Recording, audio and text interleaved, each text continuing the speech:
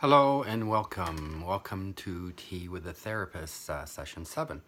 My name is Phil Naylor. I'm a therapist and I have tea today, so please get your own tea and just sit down for a few minutes to enjoy a few moments of discussion, a little fireside chat, if you may.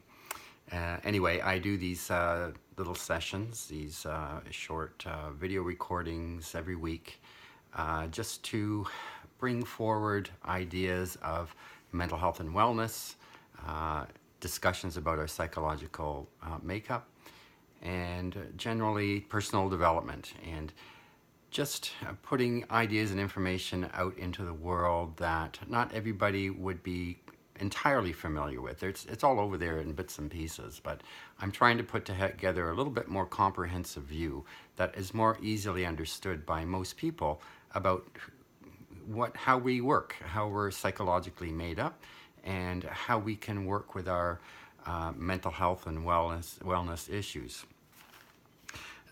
So my name again is Phil Naylor, and my topic today is locus of control. And I'll get to that in a moment, but just a few provisos around this is that I am a psychotherapist. I've been in practice for many years. I've been working in the field of mental health and human development probably for about 30 years. And I've got a lot of training, I've done a lot of reading, but I can't say that my views are representative of all psychotherapists and how all psychotherapists think. There's many schools of psychotherapy and psychological thought, and this is my take. This is my distillation, if you will, of my experience and my approach of how I work with people. So these are my own views. But not out of my own head. They are based on training and reading and experience. And also just a proviso that this isn't psychotherapy. This is information and education. And it's just me sharing my thoughts and just hoping that this will be helpful for people. Okay, so having said that, I'm hoping this is going to be a briefer subject today, although sometimes I say that and I could tend to roll on and on. But I just want to encapsulate a simple concept that's actually, though, very powerful and important in mental health and wellness and in personal development in general. And that's the idea of locus of control. So what is locus of control? Well, basically, it is kind of a meta program or a meta concept. By meta concept, in terms of psychology or psychological thinking, it is kind of a broad way of how we categorize or think about the world. So some of the other meta programs it's basically how we sort the world, how we see things. So we may see, for example, have a meta program of safe versus dangerous. Is the world a safe place or a dangerous place? So that can be fundamentally affect how we see the world. If we see the world as unsafe, that affects how we approach the world and the things that we may do in it. If we see people as trustworthy versus not trustworthy. So if we can't trust people, if we see everybody through a lens of I can't trust you, and then we're going to approach the world and other people in a certain way. We'll be very defensive, we'll be very closed, very suspicious. Whereas if we generally think of people as most people are generally trustworthy, or they're generally good people versus bad people, then, we approach the world differently that way as well. And locus of control is another sort of example of how we kind of sort or view the world. In this case, locus of control means how we see external events and people out there as affecting our outcomes and our happiness and well-being versus how much we see our own self, our own actions, behaviors, and resources as being responsible for our outcomes and our happiness and feelings. So it's really basically who's controlled what. Is it the world out there, or is it us in here? that is in control of these things. So somebody who has an external locus of control will feel like they have little control over things, over the world. They think that they're kind of at the mercy of what happens to them, of events that go on in the world, of what people do to them or don't do, what the bad luck they receive, or the mistreatment that they receive. And so they end up feeling like they have to be defensive in the world. They don't have a lot of power, that people and things do things to them, and their happiness and how well they do is dependent on those things. So it leads to feelings of powerlessness and overwhelm easily that way. If you feel like there's not much I can do to affect my outcome, but if X, Y, and Z happens, or if people do this, they're going to affect me, and I don't have any control over that. And they even affect how I feel. What people say and what they do are going to affect how I feel. And so people with an external locus of control tend to feel powerless. They tend to feel more anxious or depressed, because they feel that they're always anticipating something to happen in the world that's going to affect them and going to impact them in a way that they don't have control over. And so if bad stuff happens, they're going to have bad luck, and they're going to be in a bad place, and they're going to feel bad. And if people treat them well, they're going to feel okay. And if they don't treat them well, they won't feel okay. And so they're basically a little bit like, or if good things happen, it's because of good luck. This good thing happened to happen, and I hope that I can get some good luck so that I can be okay. So, but that leaves us in kind of a powerless kind of position. We're like a leaf in the wind. If events blow us into a good place, then we can be happy. But if events blow us into a bad place, then we're trapped and unhappy, and we're sort of stuck with the situation. And so people feel like they have few choices. They're always anticipating what's going to happen next. What's going to happen next? So you can see how people can get that sense of powerlessness and overwhelmed if that's how they see things. People with an internal locus of control, on the other hand, see that things although they see that things happen in the world, obviously, that affect them, they just see them as challenges or problems to be solved. So stuff may happen, but I can respond to that. I can affect change. I can make decisions. I have some choices, and that events and people don't determine my outcome. So something may happen, but I'm not going to let that stop me. I'm going to solve that problem, go around it. Some people even say, well, I'm going to be better for it by solving that problem. I'm going to be ahead. And so always see that the world is, even the challenging things are an opportunity for them to move themselves forward. And so they see themselves as being more powerful in the world and having many choices. Probably a good example of this is a famous psychiatrist by the name of Viktor Frankl, who lived through World War II. He was actually interned in the concentration camps by the Nazis in Auschwitz. And he survived and actually went on to write a lot of books and to teach.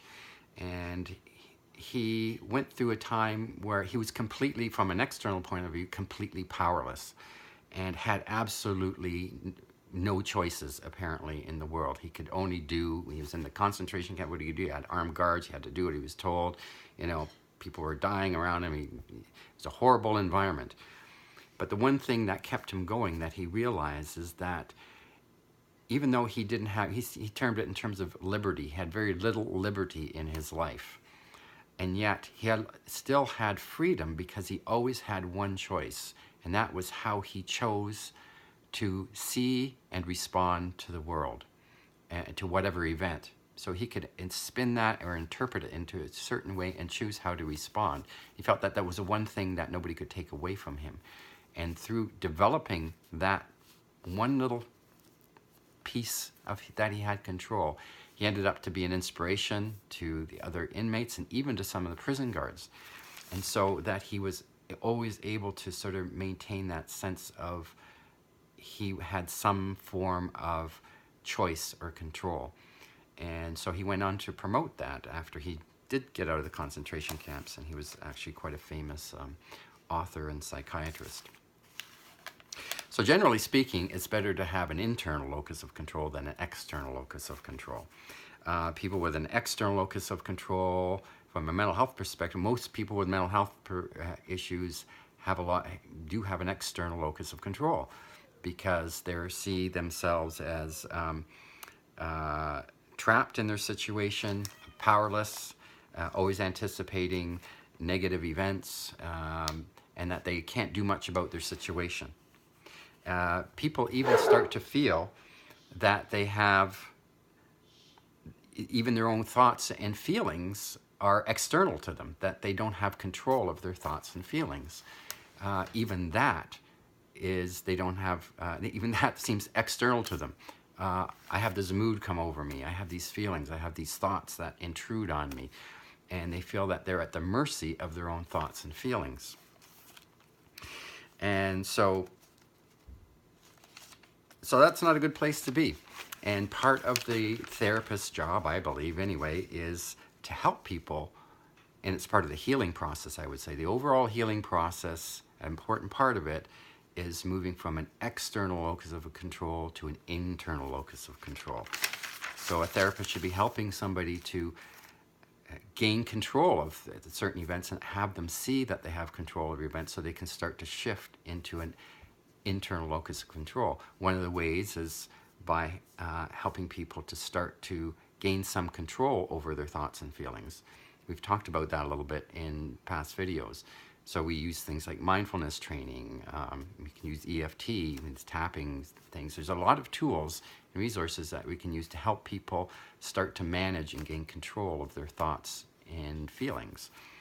We can also help people to take small steps of changing the situation and choices in their life to move things forward a little bit, and to get people to observe and recognize that. So as people start to gain a sense that they control their thoughts and their emotions, that they can control some of the events that are going on in their life, that they can choose to actually interpret it, do a different spin on what's happening. That's the sort of, saying, turning, if you have, life gives you lemons, make it into lemonade. So, trying to get a positive out of negative events, or seeing that it could be leading to a more positive outcome, or they can just see it in an entirely different way. So that's what we call sometimes reframing a situation, reframing it that maybe it's not so bad, maybe this was a good thing that happened. You lost your job, well, maybe that's a necessary step to clear the way that you get move into a different area, get a new job, a better job, or sort of have a life change that is actually more positive for you in the long run. So that's very important, is to, from my role, and that's one of the things I try to help people do, is get from that powerless external locus of control to a more powerful internal locus of control. And so helping them gain a sense of their abilities in that regard is important. But one message that I like to convey is that everybody's powerful. If you think you have an external locus of control and the world only affects you, you're wrong, because you affect the world just by existing, what you do or don't do. And you can affect the world positively or negatively. If you look at certain things, like look at a baby, a small child, they feel like they're the most helpless thing in the world. But I mean, if you have a baby, they're pretty powerful, because they're controlling you. They're crying, you need to change their diaper, they need to be fed. They're affecting their environment very powerfully. They're making you jump through hoops. So even the smallest thing, or if you have animals, they're meow, they need to be looked after, so these things are affecting things in the environment, and you affect things too. And you may be affecting things negatively if you have a negative viewpoint, you're feeling anxious, you're feeling irritable and things like that. The people around you are going to notice that. If you have kids, they're going to notice that. And they notice changes. If you change that, it affects them powerfully.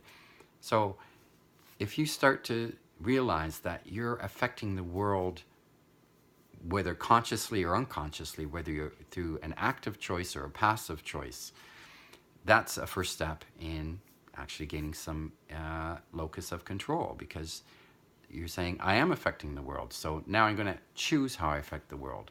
So what if I change my mood? What if I change my behavior? How is that going to affect other people or the world? What if I change my environment? What if I, buy a few flowers and put them over there and change my environment and maybe change my mood? What if I do some random acts of kindness to people? What if I act kindly to people in the world? Maybe, how does that change things? And observe how your actions or inactions change the world. If you realize that you're powerful, regardless, you're affecting the world, and all you have to do is say, I can make some choices about how I affect the world, then you're starting to gain an internal locus of control. So I invite you to practice, start to gain an internal locus of control. Look at little ways in which you can start to affect change in your environment. Look at tools you can use to shift your thoughts and feelings, and start to gain that sense of internal control. So that's my talk for today. And so please go forth and practice that. And do make some tea and contemplate what I've been talking about today. See how you can incorporate it into your life.